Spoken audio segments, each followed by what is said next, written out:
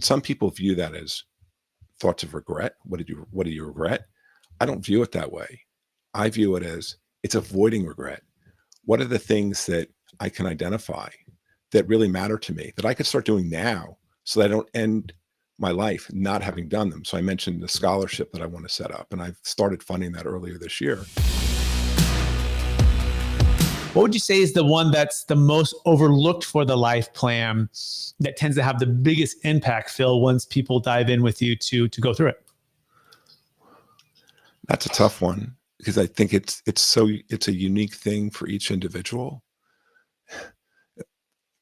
During the life planning process, I talked about priorities and identifying priorities. So I'm going to tell you about the 3 questions that we ask people. The first question is really kind of a fun question to answer. Here, money is no object. Imagine that you're financially secure and you could do anything that you wanted. You have enough money for now and in the future. The question is, what would you do and how would you live your life? Then the next question, it starts to get a little bit tougher. This time you go to the doctor and he says, you have 5 to 10 years left to live. The good news is you're not ever going to feel sick. The bad news is you don't know when you're going to go. At this point, money is part of the equation. So now the question is, what would you do and how would you live your life and what would you change? And then the third question is the hardest one of all.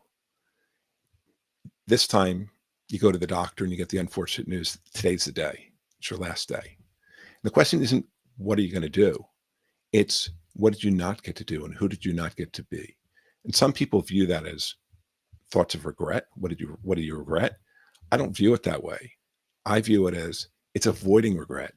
What are the things that I can identify that really matter to me that I could start doing now so that I don't end my life not having done them? So I mentioned the scholarship that I want to set up, and I've started funding that earlier this year. I identified that now so I can do that and I can have the benefit of seeing it happen. And there's other elements in my life plan like that. So it's about finding those things that matter to you. It's like, if a lot of people say, well, I want to be a grandparent, something like that.